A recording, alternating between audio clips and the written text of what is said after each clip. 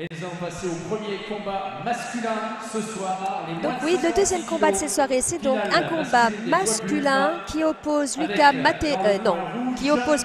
Gonvidama Christophe face à Thiel François. Donc Christophe du Levallois Sporting Club qui est né de parents réunionnais et qui a passé son adolescence sur l'île et qui est revenu ensuite en région parisienne pour vivre pleinement de son sport, de la boxe française savate qu'il avait commencé donc à La Réunion. Vice-champion France élite en 2017, vainqueur de l'Open il a la savate boxe française dans la peau, c'est sa passion. Policier de métier. Je le connais bien parce qu'on j'ai la chance de pouvoir m'entraîner avec lui au Levallois Sporting Club. Donc je le connais très bien. C'est quelqu'un qui est rigoureux, qui s'entraîne vraiment très sérieusement et là il vient chercher un nouveau titre parce qu'il est champion de France en titre. Exactement, il est champion de France en titre, donc il a remporté l'année dernière à Boulogne-sur-Mer le titre national. Dans le coin bleu, François Thiel. Et son surnom est Rasta Rose, n'est-ce pas? Rasta Rose, tout à fait, c'est bien lui. Il sera opposé à François Thiel, un boxeur du sud de la France. C'est ça, du Royal Boxing Club, un Marseillais. Un Marseillais et un boxeur très engagé que j'ai pu voir boxer au dernier tournoi S1 en savate pro et c'était très engagé. Un boxeur vraiment fougueux et qui ne compte pas il ne se repose jamais. Quand il est sur le ring, vous allez pouvoir le voir, c'est la foudre. C'est vrai, ça promet. Et donc là, c'est un combat en moins de 56 kilos. Et il est vrai que François Thiel, comme tu l'as précisé, combat en pro et en moins de 60 kilos en revanche. Donc là, Katé juste au-dessus. C'est ça. Où il a été champion de France d'ailleurs en 2020. Et comme tu l'as précisé, la grande force de François, c'est de ne jamais rien lâcher, de ne jamais lâcher son adversaire surtout. Ce qui demande des efforts colossaux en termes de physique, en termes de mental. On va dire que c'est pas quelqu'un qui s'écoute, il y va à fond. Eux aussi pour cette finale, nous avons là. Christophe est quant à lui, c'est un boxeur qui est très complet. C'est très technique, tactique. Il frappe quand il faut frapper. Voilà, c'est un boxeur très académique. Une finale évidemment en 5 reprises de 2 minutes.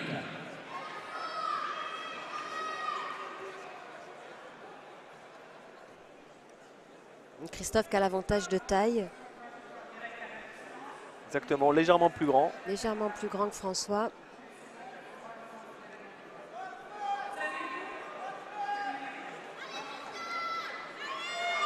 Jérôme Huon là dans le coin et Flavien Albe dans le coin de Christophe.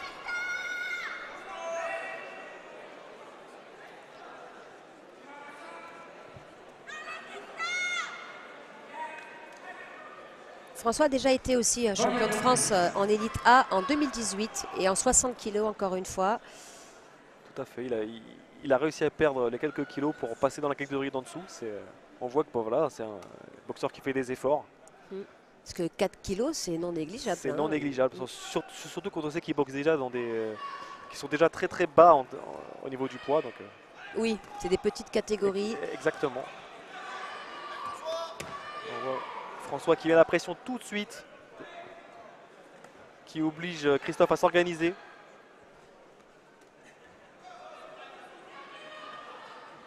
Et Christophe qui est un boxeur qui aime s'organiser. Exactement, il est, comme je disais, boxeur académique, il a une belle boxe, il est bien organisé dans sa boxe. Là on le voit, il a une bonne garde hermétique.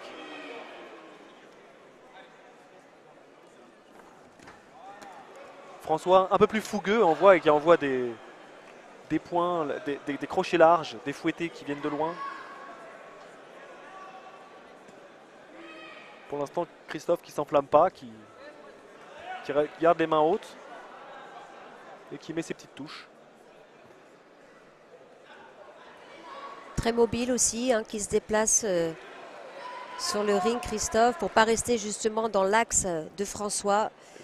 Exactement, Cynthia, c'est exactement ça. Il se déplace. Et il essaie de sortir avec un fouetté en ligne basse. Et derrière, il y a François qui maintient la pression. Là, Christophe a placé un fouetté médian avec la pointe du pied au plexus. Donc c'est des petites touches qui, au fur et à mesure du combat, peuvent faire plier.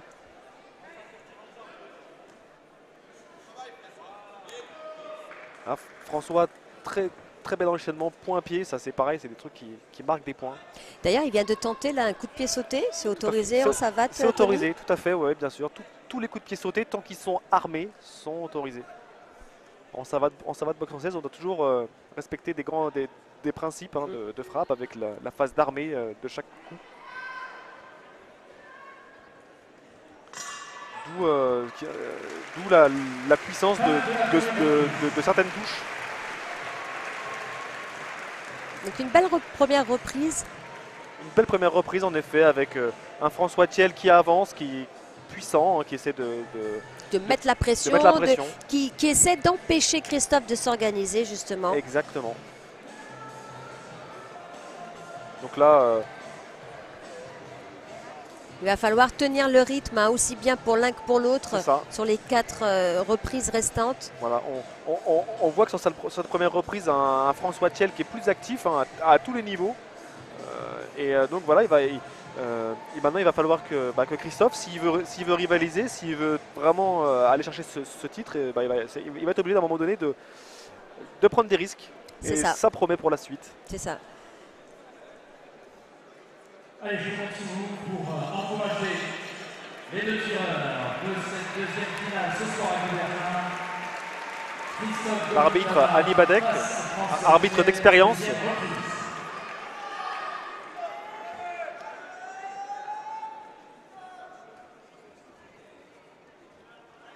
Voilà, tentative de coup de pied pas de déséquilibre.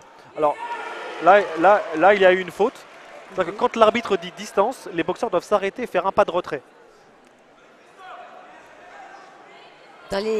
En boxe anglaise, on dit break. Exactement. Et lors du break, effectivement, on doit faire un pas de retrait. C'est l'équivalent. C'est ça.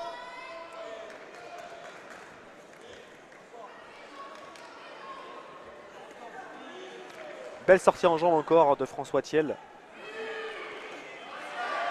Mais ce qui est très agréable à regarder en boxe française, c'est ce corps à corps, c'est cette technicité en corps à corps, Tony. C'est ça. Qu'il y a rarement dans les autres sports, notamment au niveau des jambes, dans les autres sports pieds-points. C'est ça, c'est-à-dire que ce qui rend ça encore plus agréable à regarder, c'est que quand ils sont en phase de corps à corps, pour sortir avec un coup de pied, ils sont obligés d'être à distance. Donc ça impose un décalage ou un débordement, ce qui donne, ça donne une boxe avec beaucoup de dextérité, c'est très agréable à regarder. Voilà pourquoi de nombreux grands champions sont issus de la boxe française, hein, qui est une excellente école pour les fondamentaux technico-tactiques. On pense évidemment à Anissa Meksen. En effet, Anissa Meksen, hein, qu'on ne présente plus, hein, qui a tout raflé en boxe française et qui ensuite est partie en K1, où là, elle fait les beaux jours du K1 encore maintenant. Et oui, et elle se lance tout juste en MMA, Tony. Elle combattra au mois de mai parce que malheureusement, en pied-point, plus personne ne veut l'affronter au niveau mondial. En effet.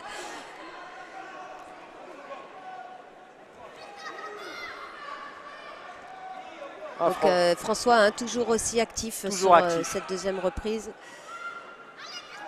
On voit Christophe qui peine un peu à s'organiser. S'il veut, entre guillemets, le faire douter, il va falloir qu'il mette un peu plus d'engagement, qu'il aille un peu plus le chercher, comme là au corps avec un crochet au corps, c'est très bien. Encore une belle reprise de François Thiel, qui impose son rythme, hein, qui impose son rythme, qui est présent, qui fait peu d'erreurs. Et c'est sa marque de fabrique, hein, d'imposer son rythme, de constamment mettre la pression.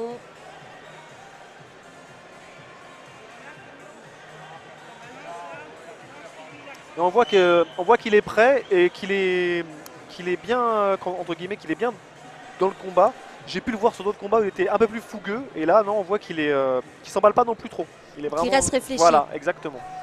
Et on le voit, hein, Tony, sur cette deuxième reprise. L'avantage, encore une fois, de chacun des coups pour François. C'est ça. Notamment la puissance. Au niveau des stats, il est encore un peu au-dessus et c'est logique. Hein. Et en plus de ça, il avance, il met le rythme. Nous sommes repartis pour cette troisième reprise finale. Les moins de 56 kilos ce soir à Coubertin. Troisième reprise.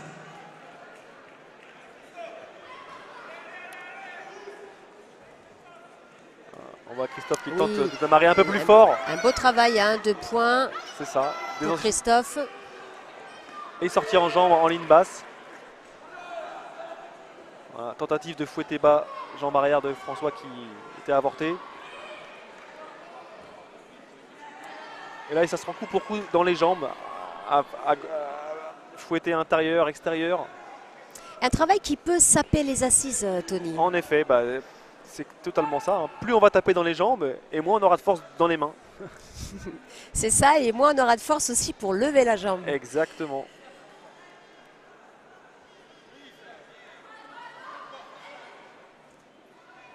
Là, on voit que Christophe qui tente de déborder pour mettre son fouetté jambe avant, pour être à distance, hein, et aussi pour frapper la cuisse. Et François qui toujours, encore et toujours, remet des touches en ligne basse, des enchaînements de points, qui tente de piquer au corps encore, avec la pointe de pied. Beau fouetté visage hein, de la part de Christophe. Et belle réaction de François. Tout à fait, directement derrière pour le faire chuter.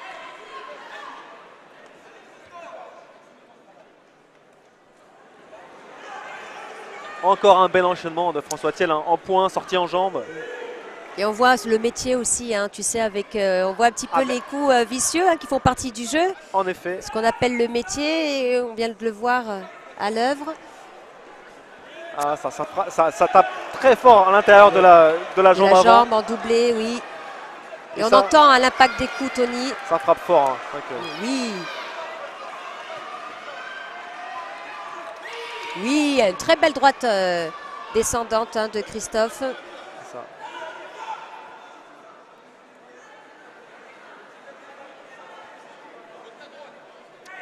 Mais hein, François qui se démonte pas, hein, qui continue d'avancer, qui l'emmène dans le coin et là qui a placé un beau chassé frontal qui a touché. Oui, c'est ça, Tony. J'ai même l'impression qu'il prend un peu la confiance hein, sur ce troisième round qui s'installe. Totalement. On voit qu'il tente des choses, ça fonctionne. Du coup, bah, il y retourne, notamment en ligne basse, à l'intérieur de la cuisse de Christophe. Bon, là, maintenant, il va falloir que Christophe joue son va-tout. J'imagine que dans son coin, c'est ce que doit lui dire Jérôme. Qu'il va falloir qu'il va falloir poser, comme on dit, poser son cerveau et puis aller au charbon.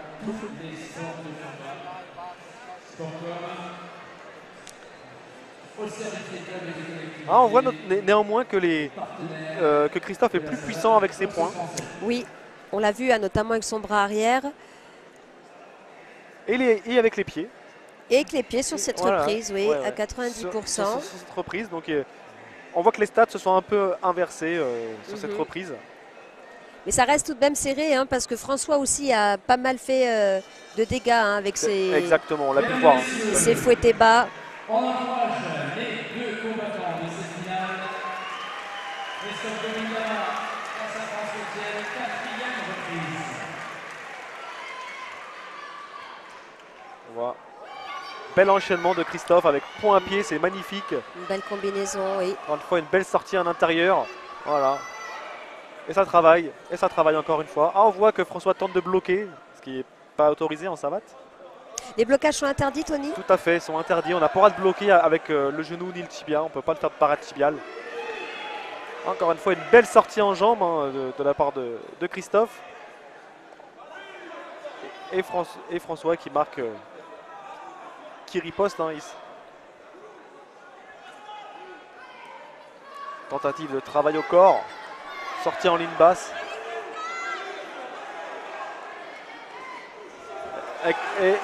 Et un beau chassé latéral bas qui fait chuter Christophe.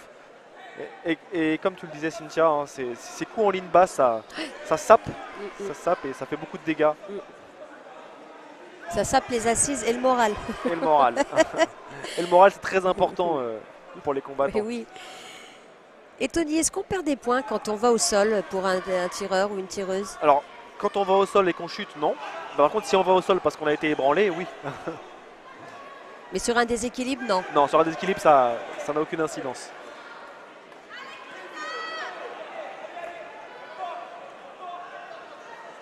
Combat très engagé, hein. On voit que le niveau de fatigue est... On commence à se faire voir chez les deux boxeurs. C'est ça. Et on voit que c'est le mental hein, qui prend le relais sur cette 4e reprise. Ah. L'arbitre qui va demander un avertissement.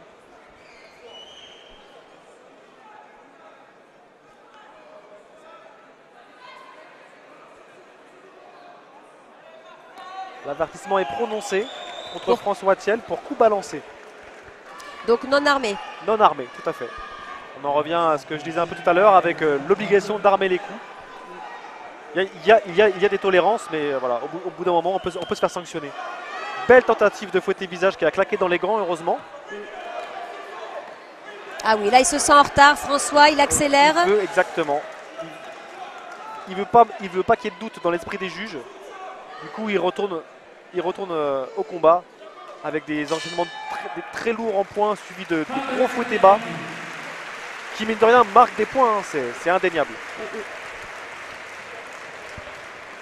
Et comme on l'a vu sur cette reprise, donc lors de l'avertissement, donc c'est donc l'arbitre central qui propose l'avertissement et c'est propre à la boxe française parce que donc ensuite les juges autour de la table votent ou non l'avertissement. Exactement. Donc l'avertissement peut être soit prononcé ou soit refusé. Il peut être refusé pour deux raisons, soit que les juges n'ont pas vu. Donc ils vont lever les deux bras en l'air, ou soit carrément ils vont prendre le parti de dire que non, pour eux l'arbitre s'est trompé, du coup ils vont croiser les bras pour que l'avertissement ne soit pas prononcé. Donc pour s'assurer d'avoir toujours des décisions justes, parce que encore une fois dans les autres sports de boxe, que ce soit pied-point ou l'anglaise, c'est seulement l'arbitre sur le ring qui prend la décision. Tout à fait. En savate boxe française, l'arbitre propose et les juges disposent. C'est bien dit, c'est ça. Donc c'est la dernière reprise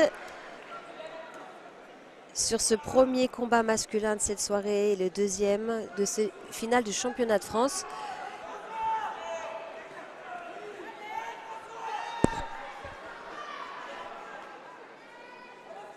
Est-ce que Christophe va sortir le grand jeu sur cette dernière reprise? Christophe qui va tenter de tenir à distance François.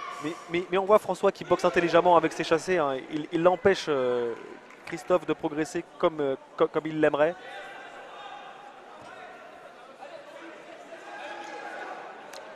Tentative de direct bras arrière au corps. Bien tenté. Mais ce qu'il faudrait, c'est renouveler ces tentatives. En faire un petit peu plus. Pour n'avoir rien à regretter, Tony. Exactement. Aller au bout de l'effort, au bout de son effort.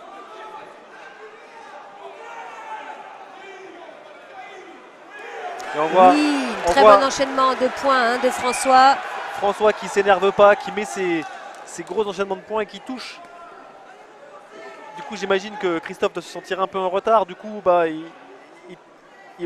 il va mettre des ouvertures, c'est ce qui va pouvoir permettre à François de faire mouche et peut-être même de le faire compter. Donc c'est à Christophe d'être vigilant et de rester concentré jusqu'au bout. Tentative du percute qui a été avortée par un chassé qui l'a fait chuter. Toujours, là on voit vraiment très intelligent François avec ses chassés. Hein. C'est vraiment ce qu'il faut faire, il sait qu'il est un peu en avance. Donc, il a trouvé la clé de ce combat. Voilà. Il rentre au point, il sort en chassé ligne basse. En fouetté, pardon, ligne basse. Tout à fait. Bien qu'il ait pris un avertissement, il faut le rappeler quand même. Et ça pareil, ça peut compter ça compte dans le pointage final. L'avertissement te fait perdre le round, Tony? Pas forcément, ça fait perdre un point.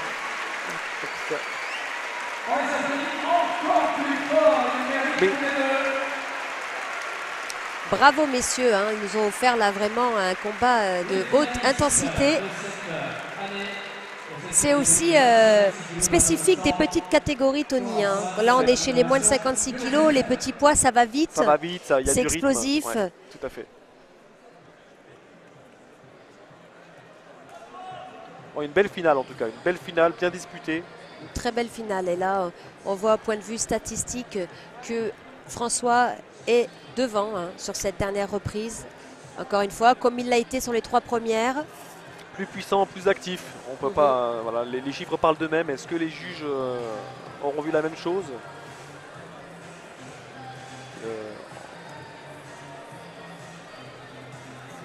Est-ce que François va prendre le titre du tenant Christophe ce soir? En tout cas, il est allé chercher. Hein. Il est allé le chercher, c'est sûr, c'est sûr. Et donner les récompenses de cette finale. J'invite Mme Geneviève Côté, responsable de la commission communication au sein de la fédération et présidente du comité de Paris. À ses côtés, M. Jean-Pierre Mougin, président du comité français du fair play. Et nous avons la chance d'accueillir Medimel ce soir. Et, on peut le dire, il est de quelqu'un d'assez connu. Est-ce que certains connaissent Medimel? Est-ce que certains connaissent Bouba? Ouais, alors Medimel, c'est dit Bouba. Bah oui, il va bien. Ça se passe bien. Alors, il va venir ce soir, non? Il n'était pas dispo. Il n'était pas dispo pour venir ce soir. Il est à Miami, Bien, merci d'être là, en tout cas, pour remettre les récompenses de cette deuxième finale ce soir, avant de poursuivre avec, évidemment, une finale féminine. Je vais vous demander, avant d'avoir le résultat de ce combat, d'applaudir une nouvelle fois très fort, dans le coin rouge, ce soir, Christophe Govindama. Et dans le coin bleu, François Thiel. Donc on a assisté à un Paris-Marseille hein, ce soir, Tony. En effet, on peut dire ça. Proclamé donc champion de France ce soir, catégorie des moins de 56 kilos. François Thiel. Et c'est donc une très belle victoire hein, pour François Thiel. Sans trop de surprise en effet, qui s'impose. Et qui est donc sacré champion de France des moins de 56 kilos ce soir au stade Pierre de Coubertin de Paris. Une victoire pour Marseille. Une victoire pour Marseille, c'est indéniable. Bravo à lui en tout cas, hein, comme on l'a souligné, il est allé chercher sa victoire. Et puis aussi bravo à Christophe hein, qui n'a pas démérité. Et c'est très dur hein, de boxer quelqu'un d'offensif comme ça, qui avance constamment. C'est très dur de tenir le rythme et de s'organiser en même temps. Donc bravo à Christophe, c'était serré. Bravo à ces deux beaux athlètes. Une très belle victoire de François Thiel méritée. Il est vraiment allé chercher son titre et bravo à lui.